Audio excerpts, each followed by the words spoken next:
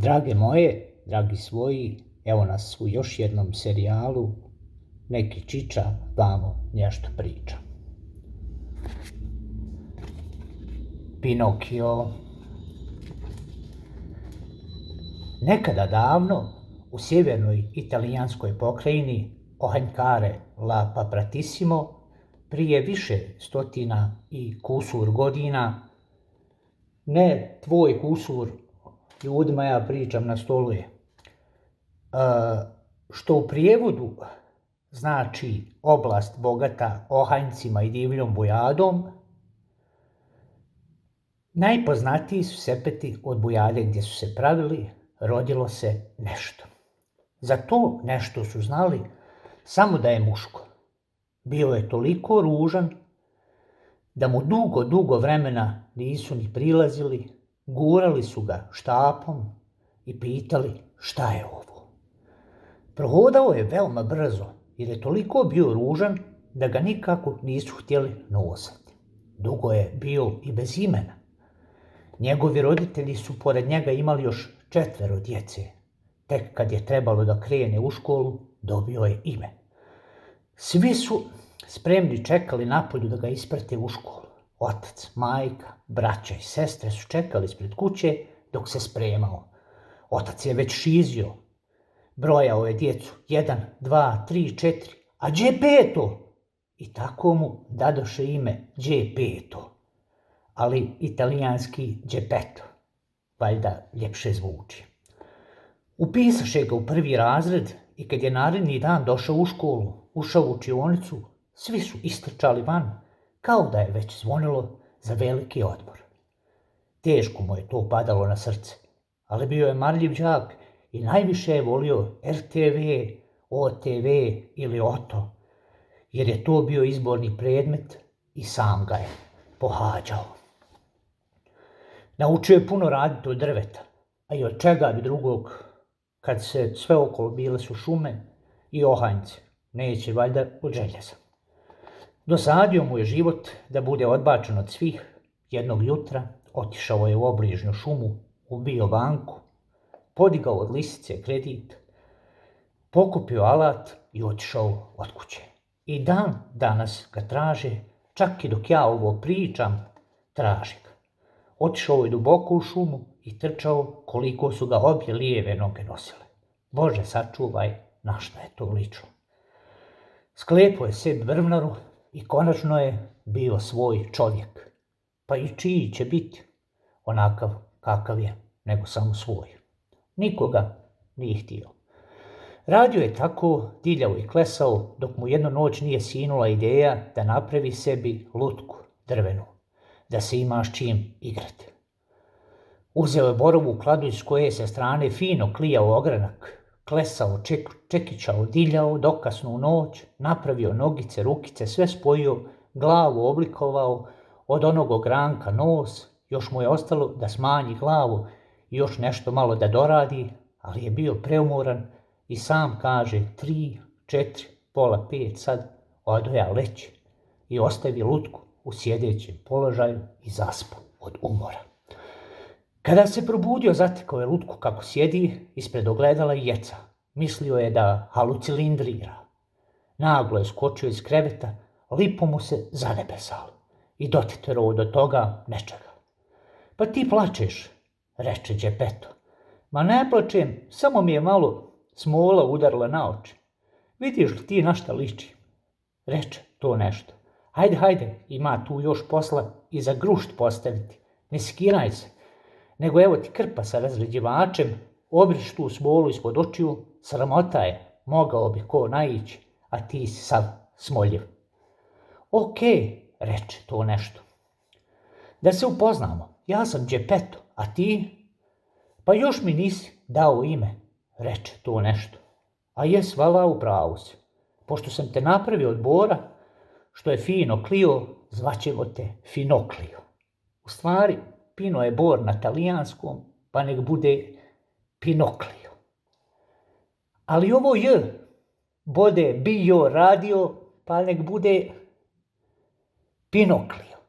A s obzirom da će Francuzi proizvesti za 100 godina onaj Renault Clio, da ne bi došlo do svađe oko autorskih prava, zaštite imene, ovo ono, izbacit ćemo i to L. Znam, zvaćemo te Pinokio. Baš lijepo ime, reče mali Drvenko.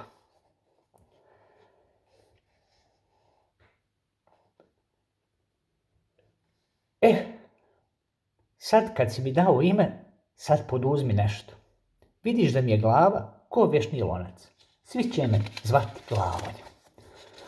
Večeras, kad odeš na spavanje, sredit ćemo te ko špajz. Ima i ti da na nešto ne ličiš. Hvala, reče Pinokio. Tako i bilo. Geppetto je ostao da dilja i kleše do kasno u noć i opet zaspao. Ujutru ga je probudila vriska galama i razbijanje po kući. Pinokio je urlao, vrištao. Šta si mi uradio? Ok, za glavu, ali šta je sad sa nosom? Istupio mi se Bradvin pred jutro. Nije to toliko strašno. Ajde, sad te bar neće zvati Glavonja. Malo, samo do 8. razreda zvaćete Nosonja i gotovo. Bože, Bože, ubit ću se, govorio je Pinokio. Pa dobro, sine, de dodaj mi Bradvin. Neću. De molim te, neću, rekao je Pinokio. Ali ja sam te napravio. Jes me napravio, brat, halal ti čufta. To povrijedi Geppetta. Uze nešto svog alata i sa suzama u očima izađe na vrata. Sad ga i dan danas i ovi drugi traži. Sjedio je tako Pinokio i čekao danima. Hej, čuješ li? Začuo se glas. Okrenuo se i vidio je neku zelenu baju. Ko si ti? Ja sam Cvrčak. Evo 3. lito cvrčim ovdje, a ti nisi pomakao sa te skemlije. Što nisi ošao vidjeti gdje ti je čača? Kako ću znati gdje da odem? Neki kažu da je otišao do mora i da je odveslao na barke ili u nepoznato, a ti samo sjediš tu. Je li to ispravno? Nije. Ispravno je na barci. Pa šta čekaš onda? Leti. Možda ga je progutao kit. Tako će i biti, reče Pinokio. Aj živio, reče i zaputi se na vrata. Trebalo mu je dobrih 6 mjeseci do mora, ali nije mu smetalo, ko kad to ne traži ni jesti, ni piti. Ali če sad? Uđe u vodu do pasa i reče, idem, pa šta bude? Otisnuo se od obale i pored toga što se već rodio da zna plutati, naučio je i plivati. Dugo je tako plutao i plivao, ufuro se mali pravo, dok nije vidio jedan ogroman livak u daljini i da nešto pršće iz njega. Povukla ga je znatiželja, ko kad to ništa ne zna, nije znao da je to kit. Približio se livku, a kit taman da udahne friške have, povuče i Pinokija unutra. Unutra je imao šta i vidjeti. Jednostavno, grad u malom, ljetne bašte, kafić, trgovine, burekdžinice, ćevabdžinice, aščnice, pošte, banke, kladionice, ama baš sve. Prolazići kraj jedne ljetne bašte, jedan lik dobaci. Dobrodošao Plutani, ugostite ga, ali ne daj mu blizu šporeta, da nas ne bi palio i žario ovuda. Zbilja mali, šta ćeraš? Upita jedna starica. Tražim oca, Geppetto. Znam, onaj sa dlitom. Hajde dol niz cestu, 6. ulica lijevo, ima jedan šumarak, eno ga tamo otišao usići, ko očeva za paradajz. Tamo ćeš ga sigurno naći. Otrčao niz ulicu, kada je vidio oca, zatrčao se, tata. Geppetto je vikao, sine moj. Pinokio ga je toliko jako zagrlio da su mu napukle letvice u rukama i skrivile se muhlije u laktovima. Sine moj, ne sikiraj se, naćemo drvo fiksa, a i klišta su tu neće, reče Geppetto. Sine Pinokio, nemamo puno vremena, idemo gore na trg, pa ću ti objasniti kako da se izvučemo odavde. Skrojio sam plan. Samo mi ti trebaš pomoć. Ali tata, ti nisi krojač, ti si tesar. To se tako kaže, Pinokio, brate. Ok, reče Pinokio. Stigli su do trga, okupili narod i počeli sa upisom svih koji su htjeli ići i definitivno je Geppetto počeo da kroji plan. Ko želi van, nek se prijavi. Evo makaze za krojiti, reče mali krojač. Ne valjaj gluposti mali, šenceti, već trk u trgovinu i donesi 10 kila bibera i reci da upišu na mene. reče Geppetto. Ti, Pinokio, počni prikupljati dokumenta i formulare i ne uzmaj olovke u ruku, jer ti i onako ne znaš pisati. Đe da nađem formulare upitaše je. Dole niže u pošti, kod one babe i ličnu kartu, ne zaboravite. Ali tata, kako ću? Ja nemam ličnu kartu, reče Pinokio. Ne skinaj se, tebe sam ja upisao sa europaletama zajedno na istu otpremnicu. Počela je organizacija, svi su se razletili na sve strane. Nastala je gužva oko upisa, svi su navalili. Pinokio je samo vikao, vi ne tu, odnekud se pojavi John Wayne na konju. Kaže, what's wrong? Gdje vide tu? Ma kakav te vine tu s popo, ali kad si već ovdje s končetom, treba ćete nam. Pope se Geppetto na stolicu i reče, evo plana, samo da mi je Tarzana naći. U tom se času začu, evo Tarzana povikaše, ama nije, to je Pavarotti puko ko sifon, samo ga okrenite i upravite niz cestu. U međuvremenu majmun je i Tarzana doveo. Ovako sad svi izvadite kaiše iz hlača, dajte John Wayneu da napravi dugačke kajase, a onda ćeš mu ti, Tarzane, pomoći da ih sveže kitu za očnjake. Povedi i Naomi Campbell, kad kit zine, da surfaš na njoj. Kad to završite, vratite se, jer Tajzer treba ići do Livka gore i uzvuć biber.